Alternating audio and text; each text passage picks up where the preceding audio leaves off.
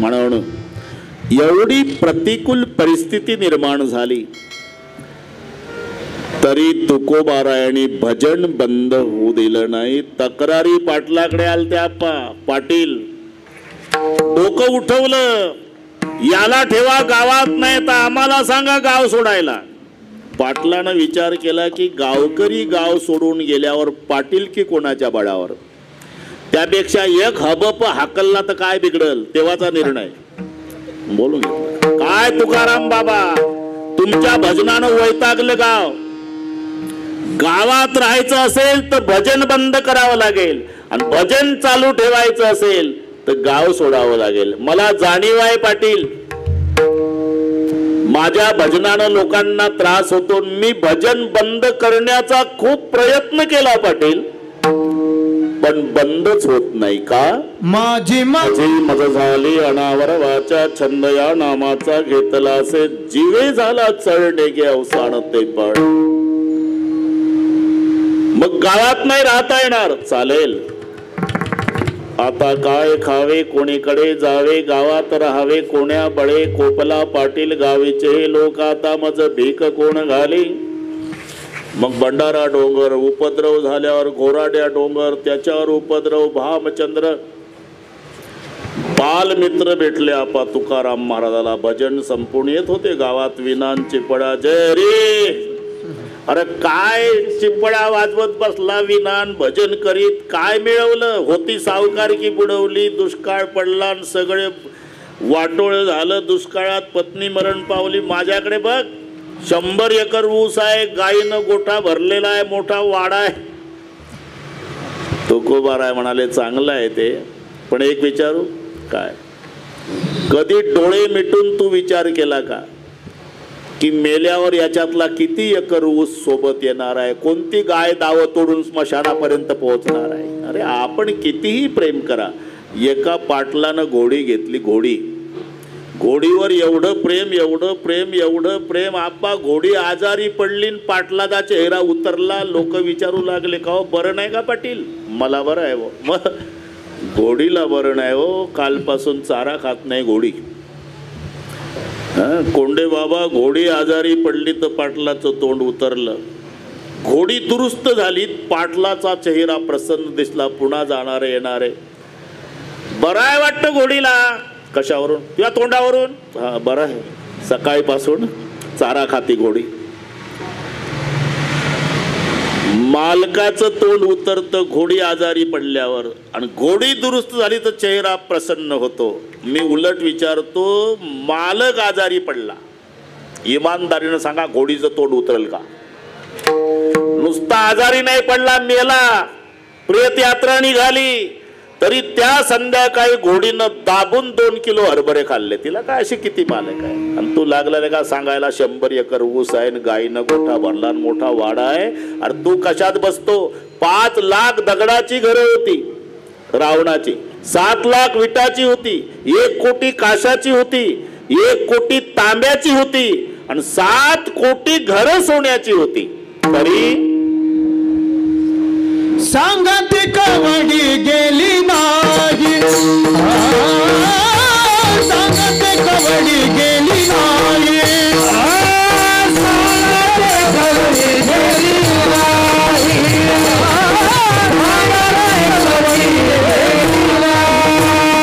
तुका म्हणे जाती संपदाय मडी, सांगते कवडी गेली नाही, सांगते कवडी गेली नाही, म्हणे जाती संपदाय मडी, सांगते गेली नाही, सांगते कवडी गेली नाही. म्हणे ज्याची संपदा एवढी, सांगा ते कवडी गेली नाही. आणि तू लागला सांगायला 100 एकर ऊस आहे, गायीनं गोठा भरलाय.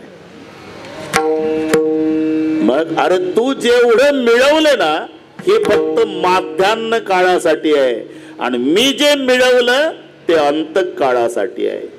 एवढा त्रास झाला मला, मंबाजी गोवाने मारलं, गावात राहू दिलं नाही, दुष्काळ पडला, बायको अन्न करता मेली, तरी माझं मी भजन बंद होऊ दिलं नाही. काय उद्देश? एकच उद्देश. शेवटचा दिवस गोड व्हावा, शेवटचा दिवस गोड व्हावा, शेवटचा दिवस गोड व्हावा, शेवटचा दिवस गोड व्हावा. यासाठी केलो होतात हासे, यासाठी केलो होतात हासे, यासाठी केलो होतात हासे, यासाठी केलो होतात हासे, यासाठी केलो होतात हासे, यासाठी केलो होतात हासे, यासाठी केलो होतात हासे, यासाठी केलो होतात हासे. शेवटचा दिवस गोड व्हावा, शेवटचा दिवस गोड व्हावा, आता निश्चिंतीने पावलो विसावा, आता निश्चिंतीने पावलो विसावा. शेवटचा दिवस गोड व्हावा, शेवटचा दिवस गोड व्हावा, आता निश्चिंतीने पावलो विसावा, निश्चिंतीने पावलो विसावा, पावलो विसावा. काय उद्देश? एकच उद्देश. शेवटचा देश गोड व्हावा, याचसाठी केला होता अट्टाहास. पण महाराज, शेवटचा दिवस गोड होण्यासाठी तुम्हाला जन्मभर भजन करण्याची काय गरज होती? मरायच्या आधी पुण्याहून भजनी मंडळ बोलून घेतलं असतं, म्हटलं असतं करा भजन, मला मरायचं आहे. अंतकाळी ज्याच्या नामाले मुखा, तुका म्हणे सुखा पार नाही. मग शेवटच्या दिवशी मुखाला नाम आलं तर अंतकाळ गोड होतो. जन्मभर भजन करण्याची गरज. अरे एवढं सोपं आहे का मरायच्या वेळेला भजन? 4 दुःख एकत्रित येतात मरायच्या वेळेला: अनुताप, मोह, विश्लेषण आणि आगामी. ज्याला खाली टाकावं लागतं, खाली टाकल्यावर पहिलं दुःख सुरू होतं, त्याला अनुताप म्हणतात. मग ते पश्चाताप करतं, पांडुरंगा माझ्या समोरून झेंडा खांद्यावर घेऊन वारकरी नाचत जात होते, 85 वर्षे जगलो पण पंढरपूर पाहिलं नाही. हे अनुताप. काय जन्मा येऊन या केली म्या जोडी, आजी घडोघडी चित्ता येतो आठव. हे खाली टाकल्यावरच आहे पहिलं अनुताप. मग कळतं त्याला मी मरणार आहे, आता वैभवाचं काय? हे मोहजन्य. ताटातुटीचं जीव जाण्याचा प्रयत्न करतो, शरीर त्याला धरू धरू ठेवतं. देवाची जी ओढाताट माणसं म्हणतात ना, 6 तास झाले खाली टाकून, मरत नाही अजून, जीव जात नाही. अरे जीव जातोय पण शरीर सोडत नाही. कारण यांच्या इतकं प्रेम जगात कोणाचं नाही. कोणाला किती बाता मारू द्या, माझं तुझ्यावर लय प्रेम आहे, माझं तुझ्यावर प्रेम आहे, माझं, ते गुटक्याच्या पुड्यात चघळण्यासाठी प्रेम आहे. खरं मैत्री दोघाची आहे, जीवाची आणि देहाची. जिथे जाईल तिथे दोघं. तुम्ही आता कीर्तनाला आला, मग जीव घरी ठेवून शरीर आलं का शरीर घरी ठेवून जीव आला? अरे जिथे जाईल तिथे दोघं. फासावर जायचं असलं आप्पा, सगळे बाजूला राहील पण दोघं जातात.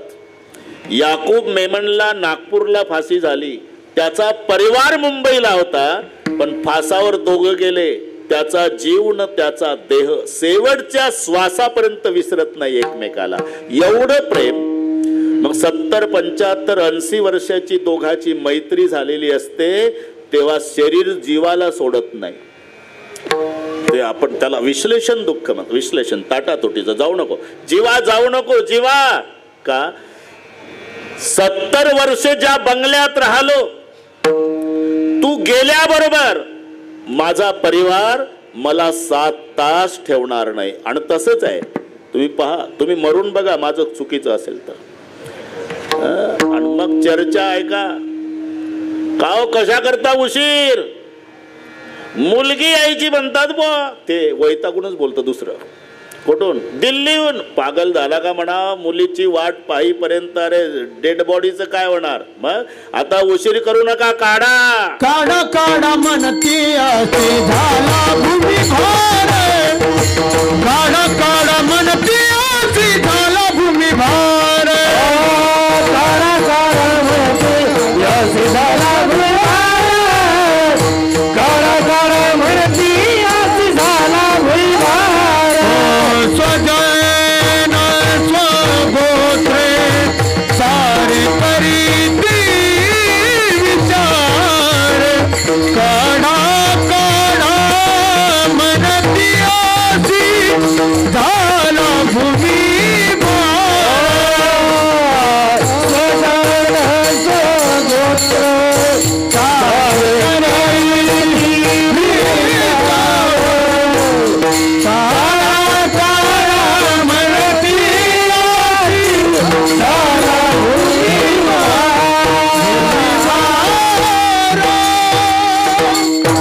हे विश्लेषण ताटातुटीचं. जीव जाण्याचा प्रयत्न करतो, शरीर धरून ठेवतं, हे ताटातुटीचं. पहिलं अनुतापाचं, मग मोहजन्य, मग विश्लेषण, आणि पुढे आगामी. आगामी म्हणजे अगदी 2-3 मिनिटाचा तो पाहुणा असतो आपा, त्यावेळेची लक्षणं सांगतो. पाय थंडगार पडलेले, 2-2.5 मिनिटात मरतंय ते. आता पाय थंड पडलेले असतात, छातीत उष्णता असते, प्राण कंठात आलेला असतो, वाचा गेलेली असते, आणि पापण्या हालायच्या थांबतात.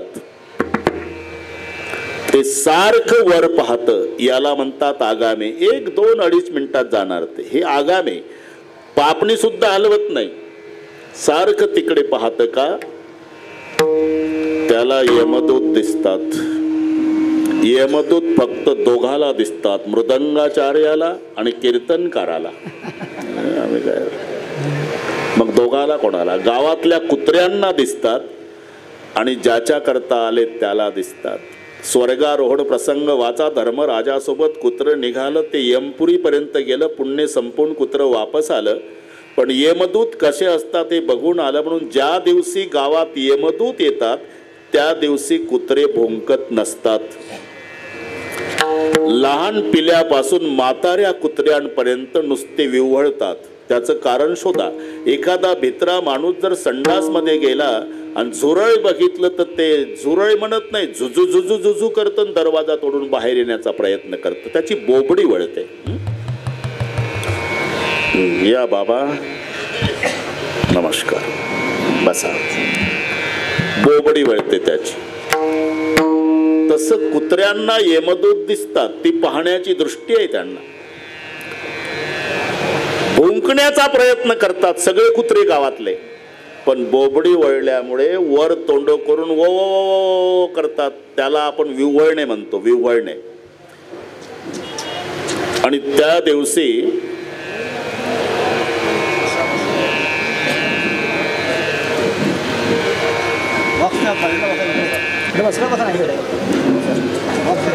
इकडे या ना, ते बॉक्स असल्यामुळे तिथे नको, तिथे या.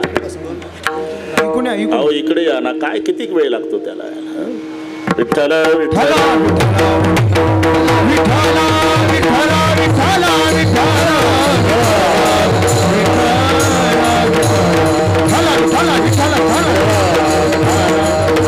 दोघही बॉक्सच्या पुढे आले पुन्हा. मग आपण त्याच्यावर रागावतो, आवाज वाढव, आवाज. तिथं बसलं तेव्हा काय तक्या ललोड वाटतो का तो? तर बसले का आवाज गेला. असेच व्हा ना, इकडे भरपूर जागा आहे ना, असं डावीकडे व्हा ना. आता तुम्ही तुमच्या सोयीनं येणार आणि पुन्हा तिथं येऊन बसणार. लोकांनाही दिसतं हे आले बरं का, जाणून उशीर करायचा. विठ्ठल विठ्ठल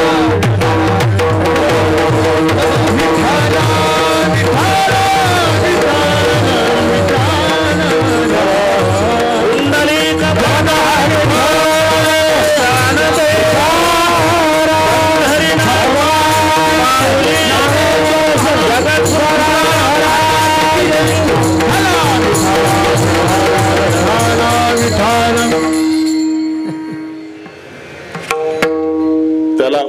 विरघळणे म्हणतो आपण. लहान पिल्यापासून सगळ्या म्हाताऱ्या कुत्र्यापर्यंत अख्खे गावातले कुत्रे वर तोंड करून विव्हळतात.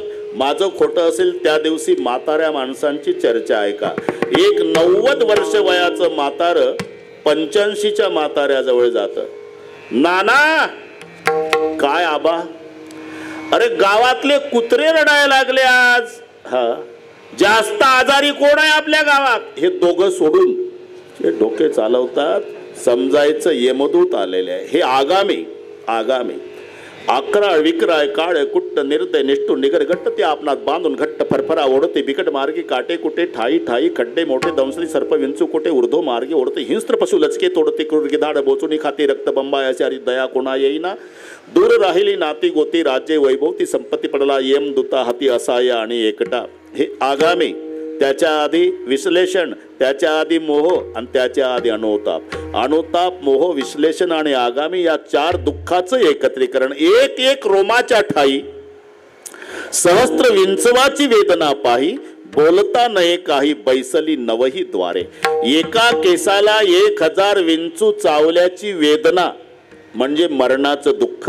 आणि त्यावेळेला सांगणार आहे का ते? बोलवा भजनी मंडळ, मरायचं आहे, करा भजन सुरू. अरे जन्मभर भजन केलं तर शेवटच्या दिवशी मुखाला नाम येण्याची शक्यता आहे. हे नसेल पटत तर परीक्षेमध्ये वेळ 3 तास असतो. आप्पा प्रश्नपत्रिकेत सूचना वेळ 3 तास.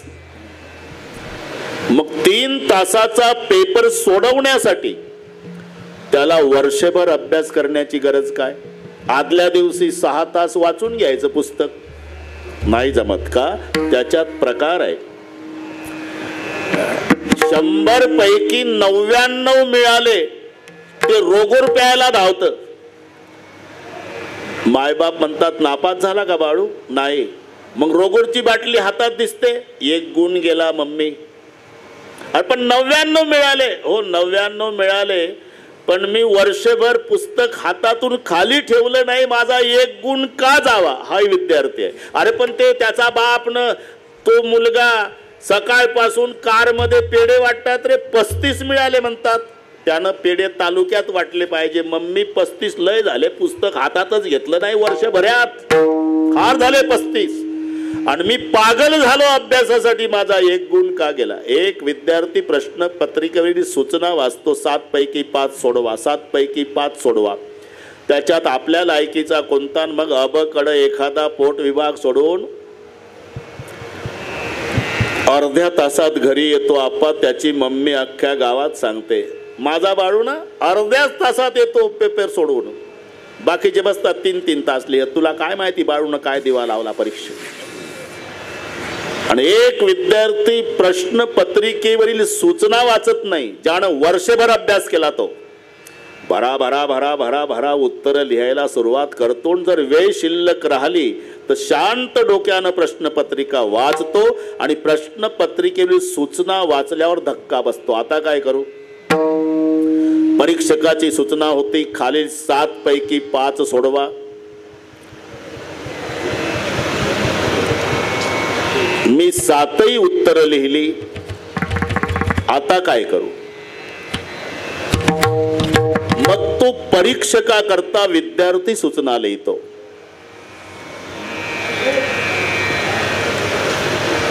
बसा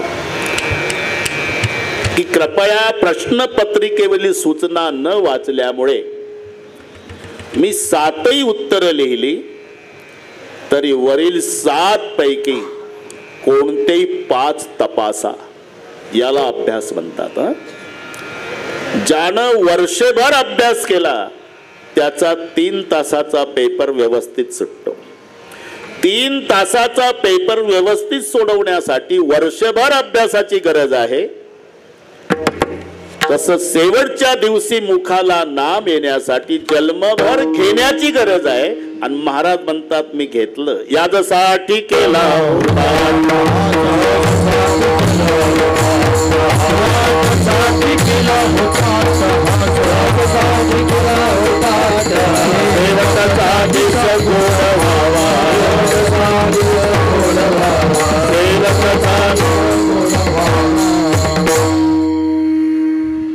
निवडणूक मिरवणुका नव्हत्या तेव्हा हत्तीच्या सोंडेत फुलाचा हार द्यायचा.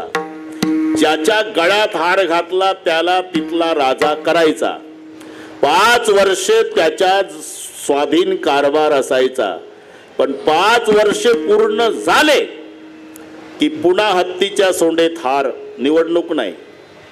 ज्याला हार घातला हत्तीनं त्याला बसवायचा आणि पहिल्याची इच्छा उठायची नसली तरी उचलायचा. हे नीट ऐका. आणि त्याला नावेत बसवायचा. बायका पोरं पत्नी कोणी नाही सोबत, एकटा. ते शालूट ठोकणारे वगैरे कोण नाही, एकटंच बसवायचं. अंगावरच्या कपड्यानिशी, बदलायलाही कपडे नाही. आणि 100 मैल समुद्राच्या पलीकडे नेऊन सोडायचा एकटा जंगलात. प्रत्येक राजा सिंहासनावर बसताना डीजे लावून बसायचा. नावेत बसताना ढाय मोकलून रडायचा, कारण तिकडे जंगलात जायचं आहे, पुन्हा भेटी नाही. असे 5 राजे झाले. 25 वर्ष, 5 पंचवार्षिक. एकानं अभ्यास केला, म्हणले हे राजे सिंहासनावर बसताना डीजे लावतात, नावेत बसताना ढसा ढसा रडतात, काय कारण आहे? त्यानं 25 वर्ष अभ्यास केला. योग असा की त्याच्याच गळ्यात त्या वर्षी हत्तीनं हार घातला. ज्यानं अभ्यास केला होता तो राजा झाला. कारभार हातात आल्यापासून सत्ता सुरू केली. जा रे पलीकडे, समुद्राच्या पलीकडचं सगळे जंगल साफ करा. 1000-2000 एकरातलं जंगल साफ केलं. सगळ्या सुविधा करून घेतल्या. तिथे या, इकडे या. त्याच्यात विमानतळ, बाजार चौक, मोठी मोठी शहर, रस्ते, रेल्वे स्टेशन सगळे करून घेतलं. 2.5 वर्षात. 2.5 वर्षात सगळे केलं. आणि 2.5 वर्षांनी सांगितलं 25च्या वरचे आणि 50च्या आतले सगळेचे सगळे तिथे वास्तव्याला जा. हे नगर रिकामं केलं, तिथे पाठवले सगळे. आणि 2.5 वर्षे पूर्ण झाल्यावर सर्वांना सांगितलं पुन्हा 2.5 वर्षांनी तुम्ही मला नावेत बसवायचा त्रास घेणार आहात, त्यापेक्षा मी आजच निघालो, नमस्कार. डीजे लावून गेलं. डीजे लावून. आतापर्यंतचे राजे जाताना रडायचे, हा आनंदानं गेला का? कारभार हातात आलेल्या पहिल्या दिवसापासून सोहिताविषयी जागृत होता.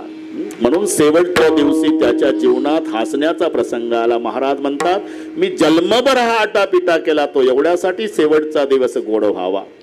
आता 2 प्रश्नाची उत्तरं संपली. कशासाठी, काय केलं? बरोबर अभंग उत्तर देतो, फक्त प्रश्न विचारले पाहिजे.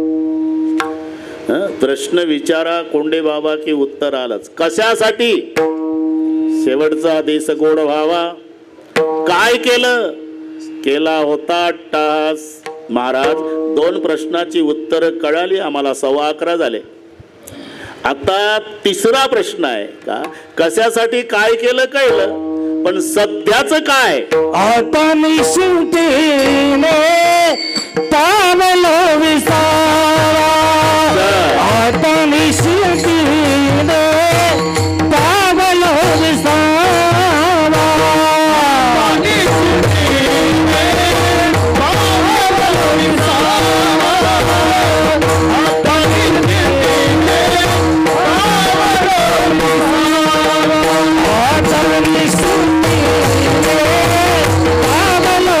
Sa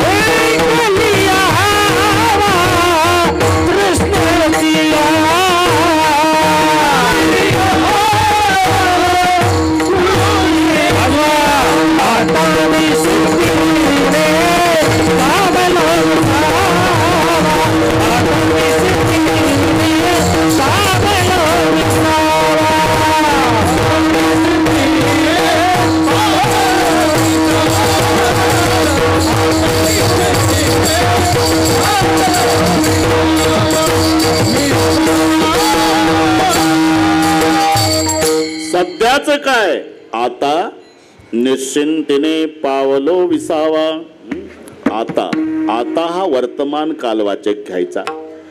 आता बऱ्याच अभंगात येत असला तरी त्याचे अर्थ वेगवेगळे. कधी भविष्याचा निर्देशक आता आहे, कधी युगवाचक आता आहे, पण या अभंगात वर्तमान कालवाचक आता आहे आणि ते तुम्हाला पाठ आहे. आता तरी पुढे हाचे उपदेश नका करुणाश आयुष्याचा. अरे माग झालं ते जाऊ द्या, पण उद्यापासून चांगलं वागा. हा आता भविष्याचा निर्देशक आहे. आता तरी पुढे हाची उपदेश. कधी कधी आता योग वाचक आहे. एक गावे आम्ही विठोबाचे नाम आणि कापे काम नाही आता. आता म्हणजे या युगात. इथे आता योग वाचक घ्यायचा. ते हाडाचा शेतकरी पाहिजे आपा. पुस्तकं वाचून शिकलेला कास्तकार नाही. त्याचा पंजोबा कधी बांधावर गेला नाही, आजोबा गेला नाही, बाप गेला नाही, 3 पिढ्यापासून कोणी शेतात गेलं नाही. हे येशीच्या रूममध्ये बसून बांधावरचं पुस्तक लिहितं. शेताला असा बांध असावा म्हणून हाडाचा शेतकरी. नाही तर बटाट्याच्या रानात उभा आहे शेतकरी, 50 वर्षे वयाचा शेतकरी. पाणी भरतोय, बटाटे चांगले कमरेला लागली झाडं, चिखल लागलेला, पाणी भरत होता. मुंबईहून अधिकारी आले बटाट्याची पाहणी करणारे. 2-4 गाड्या, लवाजमा त्यांचा, सेर्टिंग, गॉगल, एक वॉटर बॅगवालं पुढं, एक छत्री डोक्यावर धरलेलं. ते 10-15 लोक बांधावर उभे राहून या शेतकऱ्याला विचारू लागले, कोणाचं शेत आहे? मुंबईहून आलेले होते ना. माझंच आहे साहेब. नाव काय आपलं? रामाजी गोमाजी कापसे. वय किती आहे? 55. पण तो पुणे जिल्ह्यात. नाव विचारत, गाव विचारत, वय विचारत. तुझा परिचय दे ना. मी मुंबईहून आलो, दिल्लीहून येणं मला घेणं काय? परिचय. बटाट्याची पाहणी करणारा अधिकारी आहे मी. असं का साहेब? ठीक आहे. मला हे सांगा कापसे, हा हे बटाटेच आहेत ना? सांगा कुठं जाईल भारत? बटाट्याची पाहणी करणारा अधिकारी बटाट्यात पाणी भरणाऱ्या शेतकऱ्याला विचारतो, हे बटाटेच आहेत का? तो म्हणला, तुझ्या डोक्यात काय बटाटेच भरले का? अरे मी बटाट्यात उभा आहे. उभा आहे मग कमरे उडाले, झाडं झाले, अजून बटाटे का नाही लागले? जय हरी साहेब. अरे बटाटे मातीत लागतात रे साहेब. माझा जन्म मातीत गेला, तू मातीत गेला तरी तुला नाही कळायचं. हाडाचा शेतकरी. नागपंचमीचा दिवस आहे. एका मारवाडी समाजाच्या सेठजीनं 1 क्विंटल गहू आणून दिले नागपंचमीला श्रावणात. हे सप्रेम भेट. याला लागणारं खतही देतो. फक्त एक विनंती आहे, हा आज पेरणी करा. शेतकरी म्हणला, नागपंचमीला गव्हाची पेरणी? आणि तुम्ही पेरला का शेठजी? नाही, आम्ही विकला. मग तुझ्या पिढ्या विकता विकता मेल्या आणि आमच्या पिकवताना गेल्या.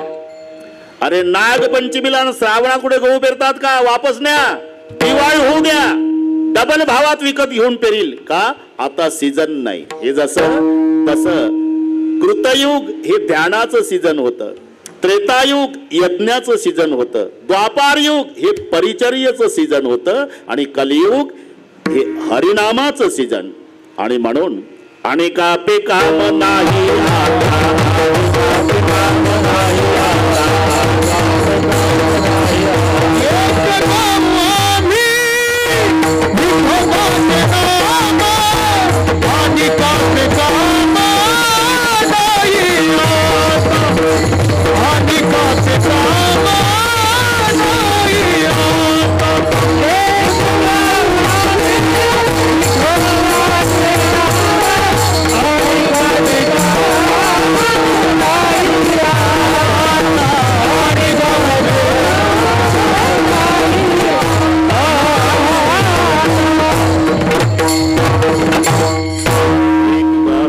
विठोबाचे नाम आणि कापे काम नाही आता. आता म्हणजे या युगात. हा आता युगवाचक. पण या अभंगातला आता आपा वर्तमान कालवाचक. सध्याचं काय? आता निश्चिंतीने पावलो विसावा. खुंटल्या हवा तृष्णेच्या, हे एकात एक शब्द गुंतलेले आहे, फक्त उकलायचे आहे. पावलो विसावा, विश्रांती मिळाली, पण कशामुळे? निश्चिंत झाल्यामुळे. आता निश्चिंतीने पावलो विसावा, विसावा निश्चिंतीमुळे, आणि निश्चिंत झाले तृष्णेची हाव खुंटल्यामुळे. म्हणून तिकडून आणायचं ते. तृष्णेची हाव खुंटल्याशिवाय निश्चिंत नाही, आणि निश्चिंत झाल्याशिवाय विश्रांती नाही. नाही तर एसीच्या रूम मध्ये गडगंज श्रीमंती आहे, याचा पैसा किती याची याला कल्पना नाही, तरी झोपेच्या गोळ्या खाऊन रात्र रात्र झोपत नाही. एसीचा विश्रांती नाही. विश्रांती का नाही? रात्रभर झोप येत नाही आपा गोळ्या खाऊन. का? निश्चिंत नाही. निश्चिंत का नाही? तृष्णेची हाव खुंटली नाही. इथून पुढच्या 25 पिढ्याचं भागल म्हणतोय, 25 पिढ्याचं, पण त्याच्या पुढच्या पिढ्याचं कसं होईल याला म्हणतात तृष्णेची हाव. आणि तृष्णेची हाव खुंटली नाही म्हणून निश्चिंत नाही, आणि निश्चिंत नसल्यामुळे यशीच्या बंगल्यात गोळ्या खाऊनही झोप येत नाही. पावलं विसावा तिथं नाही. उलट रोडच्या काठाला दिवसभर दगड फोडतोय नवरा बायकोन, त्याचे 2 लेकरं रस्त्यावर खेळतात. प्लास्टिकच्या पिवळ्या कागदाचं झोपडं पाहिजे आहे तुम्हाला. मग संध्याकाळी 3 दगडाची चूल मांडायची, त्याच्यात येड्या बाबळीचं सरपण पेटवायचं, तवा बाजरीचं पीठ मळून भाकरी टाकायच्या आणि वांगे भाजून भरीत करायचं. तोंडाला पाणी येऊ देऊ नका. 4-4 भाकरी दाबून खाता येते, 2-2 तांब्या पाणी पिऊन झोपलं रोडच्या काठाला. सकाळच्या 8 पर्यंत जाग येत नाही. याला म्हणतात विश्रांती. का? निश्चिंत झालं ते. आजचं भागलन पांडुरंगा, उद्या मजुरी केल्यावर पुन्हा 2 किलो बाजरी आणून पुन्हा जेवील. आजचं भागलं, निश्चिंत झालं. निश्चिंत झालं म्हणून विश्रांती मिळाली. विश्रांती का मिळाली? निश्चिंत झाल्यामुळे. निश्चिंत का झालं? तृष्णेची हाव खुंटल्यामुळे. उद्याचं उद्या बघू म्हणता येते. जिथे तृष्णेची हाव खुंटते तिथे निश्चिंत होतोय, आणि निश्चिंत झाल्यानंतर विश्रांती मिळते. महाराज म्हणतात खुंटलिया हवा तृष्णेची. तृष्णेची हाव खुंटली ना तर ते कधी खुंटत नाही.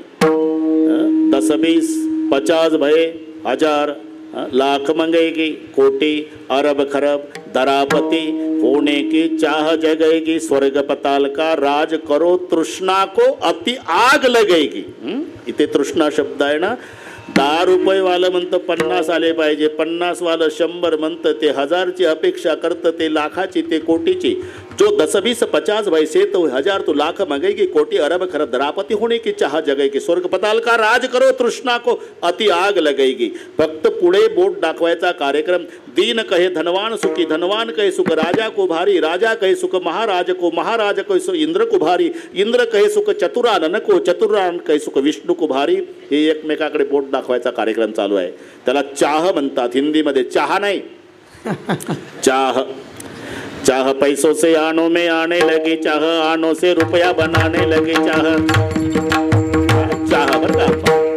4 रुपया से कोटी चुनाती चली, चाह कोटी से मोटर को लाती रही, चाह मोटर को होटल ले जाती रही, चाह होटल में बॉटल बुलाती रही, बॉटल में हॉस्पिटल ले जाती.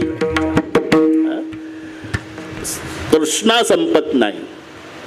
पण महाराज मला विश्रांती मिळाली म्हणतात, निश्चिंत झालो म्हणून. आणि निश्चिंत कशाने झालो तर हाव तृष्णेची खुंटली म्हणून. कशावरून तृष्णेची हाव खुंटली? महाराष्ट्राचे राजे छत्रपती शिवराय अनुकूल आहे. पूर्वीचे राजे आप्पा राष्ट्र कसं चालवावं हे विचारण्यासाठी संतांकडे जात असत. मराठा तुका मिळवावा, महाराष्ट्र धर्म वाढवावा, संत उपदेश करायचे. पूर्वीचे राजे राष्ट्र कसं चालवावं याच्यासाठी संतांकडे. म्हणून ते अष्टप्रधान मंडळ, अगदी रामायणातल्या गोष्टी सांगून सांगून जिजामातेने शिवाजी राजावर केलेले संस्कार आहे. अष्टप्रधान मंडळ पूर्वीचे राजे.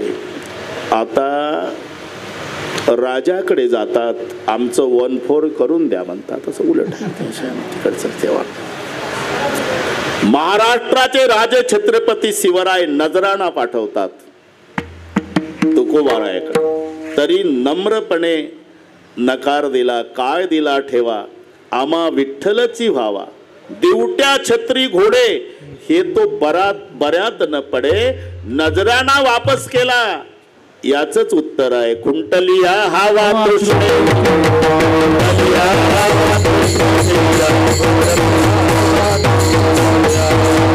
तृष्णेची हाव खुंटली म्हणून निश्चिंत झालो, आणि निश्चिंत झाल्यामुळे विश्रांती. आता निश्चिंतीने पावलो विसावा. कुंटलिया हावा तृष्णेची.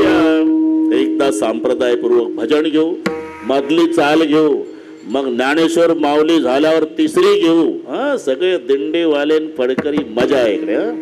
थोडं कीर्तन कमी झालं तरी चालेल. तुका म्हणे येते भजन प्रमाण. पहिली झाली का दुसरी, नंतर शेवटची, आणि एवढं करून वेळेत पूर्ण विराम. तुम्ही अजिबात टेन्शन आपा घेऊ नका.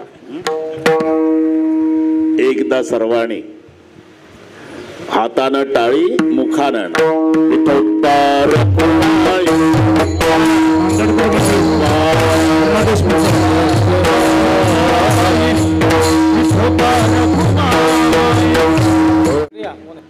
एक जण इकडे या. सोपान महाराज इकडच्या माईक जवळ या. सोपान महाराज गायकवाड तुम्ही या बाजूला या. प्रकाश महाराज गायकवाड या इकडे या. म्हणा याच्यासाठी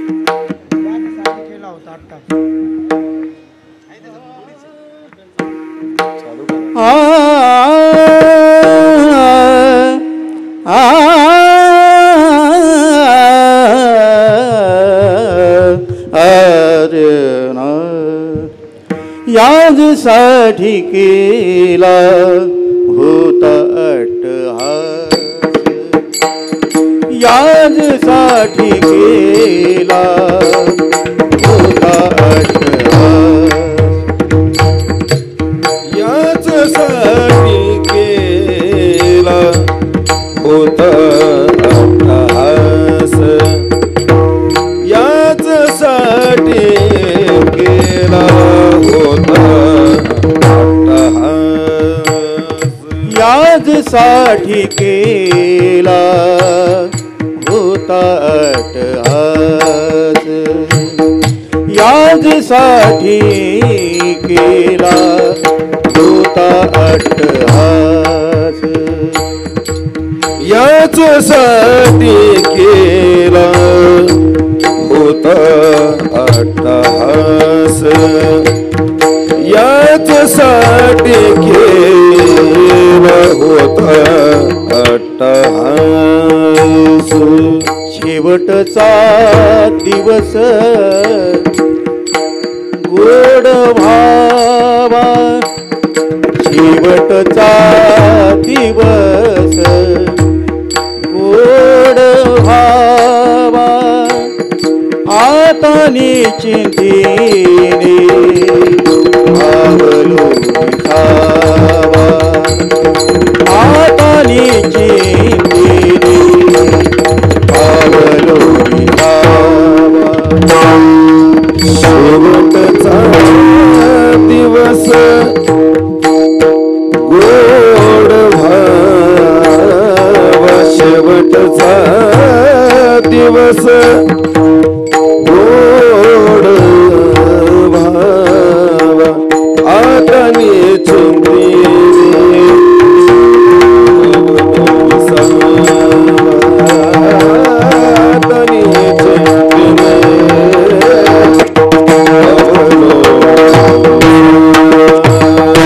कुंडलिया हवा तृष्णेच्या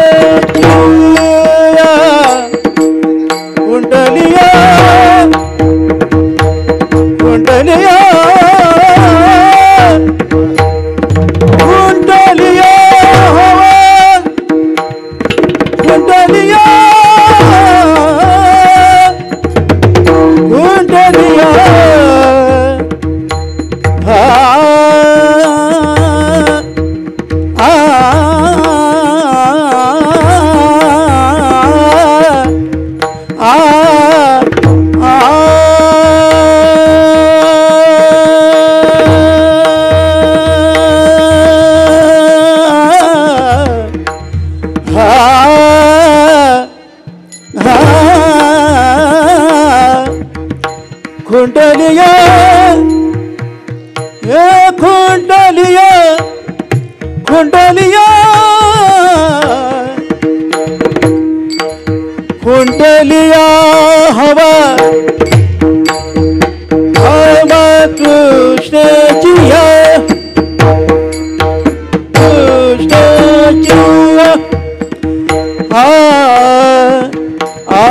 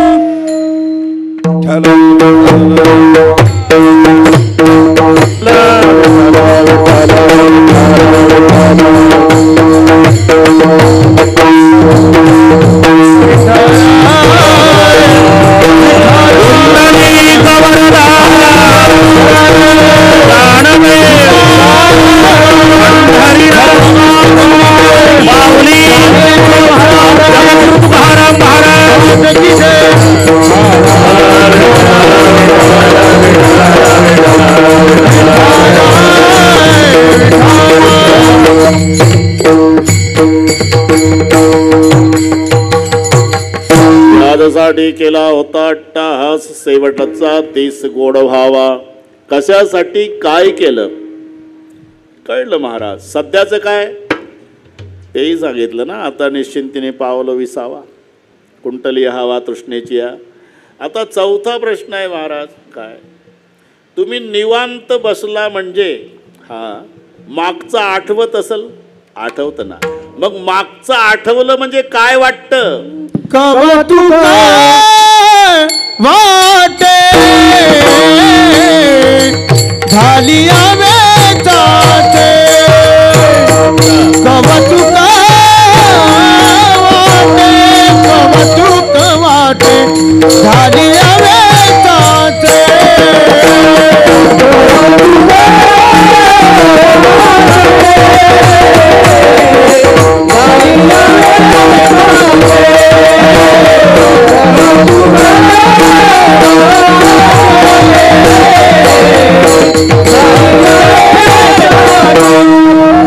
नाम मंगळाचे तेने गुणे. नाम मंगळाचे तेने गुणे. नाम मंगळाचे तेने गुणे. आता निश्चितीने पावलो विसा.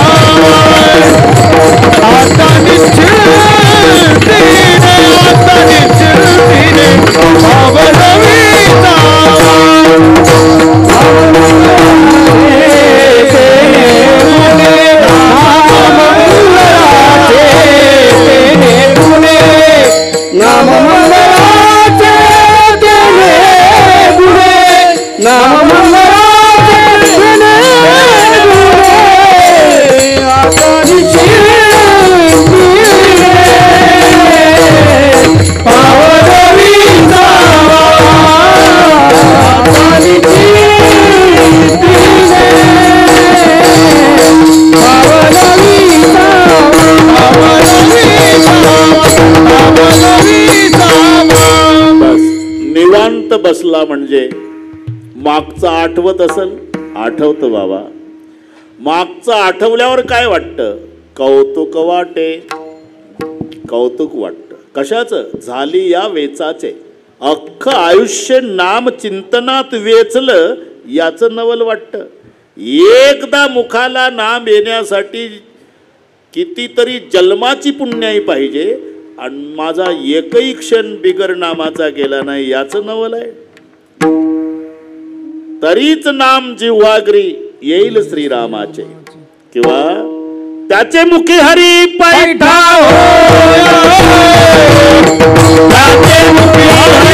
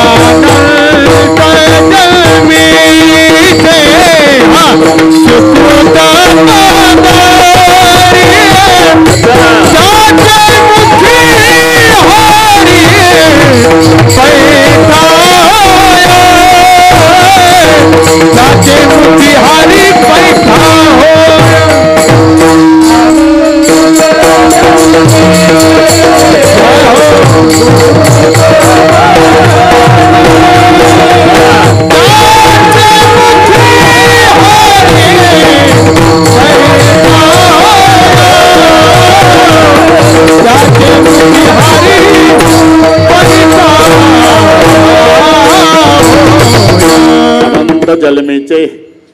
बरं का आप्पा, तुम्ही अजून 22चेच आहात. अनंत जन्मेचे सुकृत पदरी त्याचे मुखी हरी पैठा होय.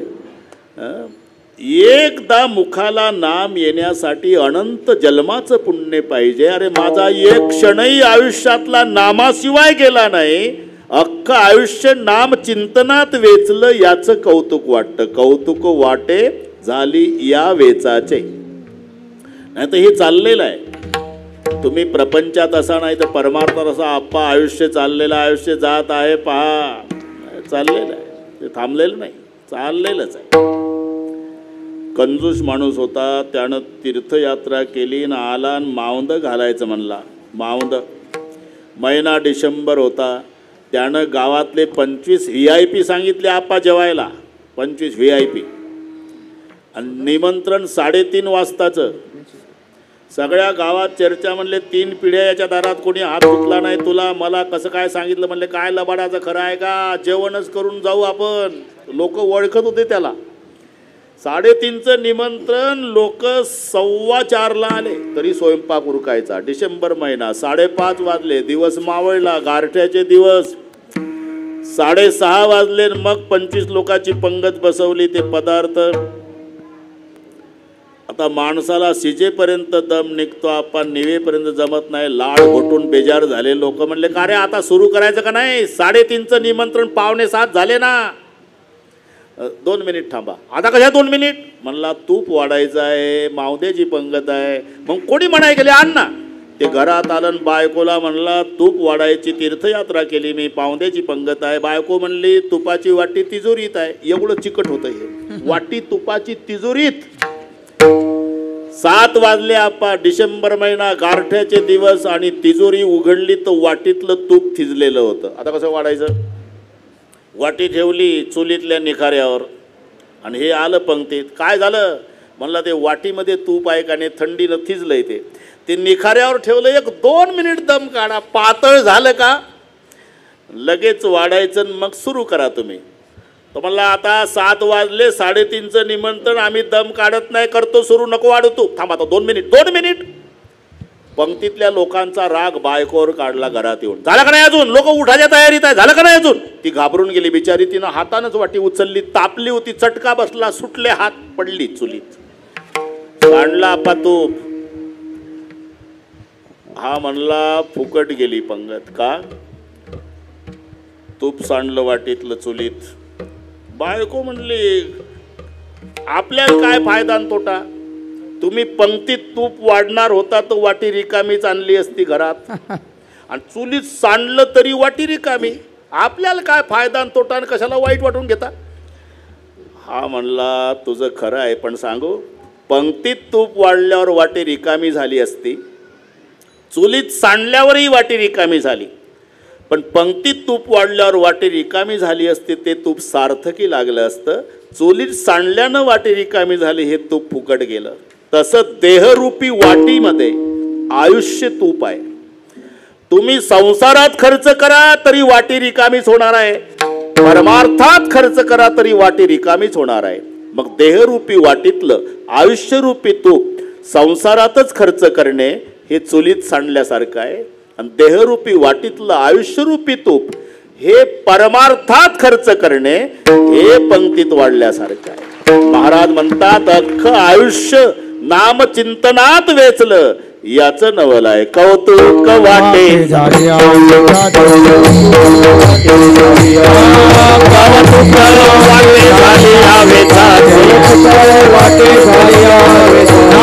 मंगळाचे तेने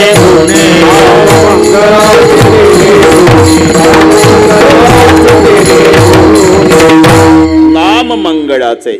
मंगल नाम केवल परमात्मा. पवित्राणाम पवित्रम यो मंगलानांच मंगलम. सकळ मंगळनिधी श्री विठ्ठलाचे नाम आदी. नाही तर बाकी म्हणायचं मंगल आहे आपा, त्याच्यातच अमंगल आहे. अरे पोरं चालले का रे लग्नाला? सगळे 22-24चेच निघाले होते. एखादं म्हातारण्या म्हणून एक 82चं घेतलं, बाकी सगळे 24च्या आतले, एकच 82चं. मांडवाच्या दारा पुढे आणला म्हातारा. 12:35 पर्यंत म्हातारं शांत होतं. 12:35 झाल्यावर तरुण पोडं बिघडवली म्हाताऱ्यानं. जेवायला आलो का आपण? मुलाकडच्या ती नवरी आणा म्हणाव न याचं तोंड पेटवा म्हणाव. हे मंगलाष्टक आहे का? खरं सांगा. म्हणून वय जरी वाढलं असेल आणि बोलण्याचं तारतम्य नसेल, समान तो देही बालकाचा, समान तो देही बालकाचा, समान तो देही बालकाचा, समान तो देही बालकाचा. वयाचा प्रभो देवी करता नाही, वयाचा प्रभो देवी करता नाही. समान तो देही बालकाचा, समान तो देही बालकाचा, समान तो देही बालकाचा,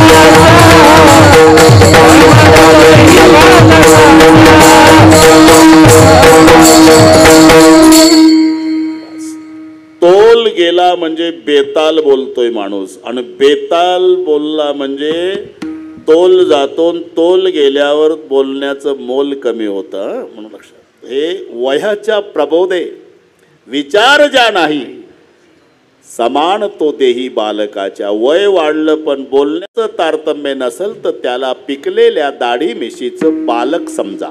समान तो देही मांडवाच्या दारा. मंगलात मंगल. मुलगा झाला, पेढे वाटणं चालू झाले. घ्या पेढे, घ्या पेढे, घ्या. अर्ध गाव पेढे वाटून झालं आणि मागचं पळत आलं. थांबा, बंद करा. का मेलं? म्हणून लिहावं लागलं, मंगळती नो हे कन्या पुत्रा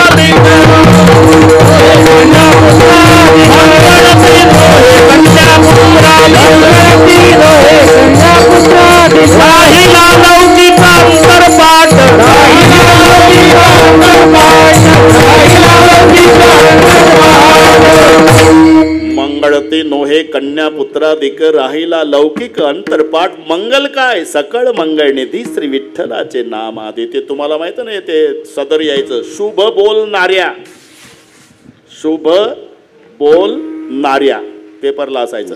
त्या नाऱ्याला अशुभ बोलायची सवय होती. नाऱ्या अशुभ बोलायचा. नाऱ्याचे मित्र लाता खायचे. कोण्याही लग्नात गेले म्हणजे बुंदी खाऊन येत नव्हते, लाता खाऊन. नाऱ्या प्रसिद्ध झाला लाता खाण्यामध्ये. आता एका श्रीमंताच्या लग्नामध्ये मोठ्याची गाठ म्हणून नाऱ्याचे मित्र, लोकांना माहिती आहे नाऱ्या आला, लाता खाण्याचा कार्यक्रम होणार. आणि मग ते मित्र म्हणाले, नाऱ्या आज मोठ्या लोकांची गाठ आहे बाबा. इतके दिवस तुझ्या नादानं लाता खाल्ल्या, बुंदी न खाता. आज मात्र शुभ बोलणाऱ्या, नाऱ्या म्हणला एक शब्दही बोलणार नाही. नाही समजा बोललाच तर शुभ बोलणाऱ्या लोक पाहत होते. नाऱ्या म्हणला मी सांगितलं ना तुम्हाला आज बोलणार नाही. फार बरं होईल बाबा, पण समजा तुला जर बोलायची आठवण झालीच तर शुभ बोलणाऱ्या सांगितलं ना तुम्हाला बोलणार नाही. नाऱ्याचा पारा वाढत चालला. लोक तयार होते, म्हणले आता काहीतरी होतंय. शुभ बोलणाऱ्या, नाऱ्या उभा झाला. मित्र म्हणले आता उभा झालाच आहे नाऱ्या तर शुभ बोलणाऱ्या मांडवाला आग लागू दे साऱ्या. नाऱ्या म्हणला नवरा जळू ना तर नवरी जाळू. म्हणला मला काय घेणं, मुर्द्यासारखा पडून राहील ना पिंडा एवढा भात खाईल. काय बोलायचं शिल्लक ठेवलं नाऱ्यानं. याला म्हणतात मंगलात अमंगल. म्हणून मंगळ ती नोहे कन्यापुत्राधिक. मंगल काय, सकळ मंगळ निधी श्री विठ्ठलाचे नामाधी. म्हणून नाम मंगळाचे तेने गुणे. मंगल नाम परमात्म्याचं नाम जीवनभर माझ्या मुखाला आलं. याचं नवल वाटतं, कौतुक वाटे झाली या वेचाची. ते ठीक आहे, पण आता उरलेले जे 4 दिवस आयुष्याचे आहे ते कसे घालवणार जीवन मुक्तीच्या आनंदात. तुका म्हणे मुक्ती परनिली नोवरी. तुका म्हणे मुक्ती परनिली नोवरी. परनिली नोवरी. तुका म्हणे मुक्ती तुका म्हणे मुक्ती परनिली नोवरी. तुका म्हणे परनिली नोवरी. परनिली नोवरी. तुका नोवरी. आता दिवसाच्या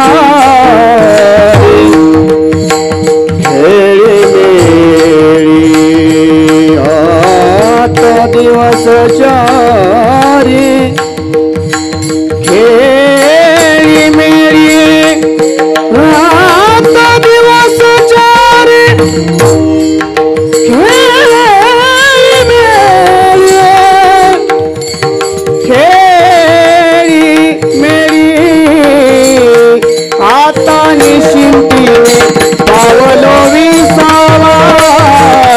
आता निशिंतीने पावलो विसावा. आता दिवस चारी खेळी मेरी. आता दिवस चारी खेळी. आता निशिंतीने पावलो विसावा. आता निशिंतीने पावलो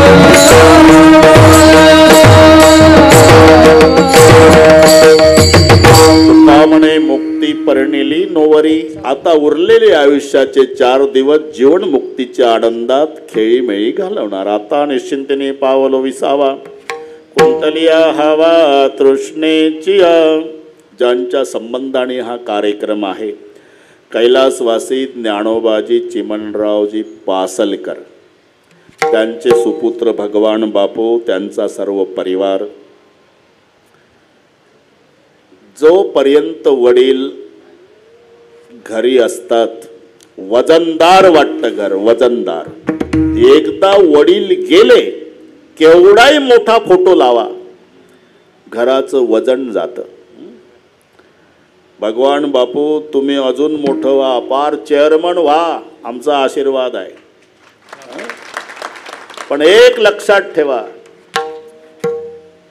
ज्ञानोबाजी पासलकराच्या शाबासकीत जे प्रेम होतं ते टाटा बिर्लाच्या शाबासकीत नाही, एवढं लक्षात ठेवा. पुत्राच्या विजये पिता संतोषत जा.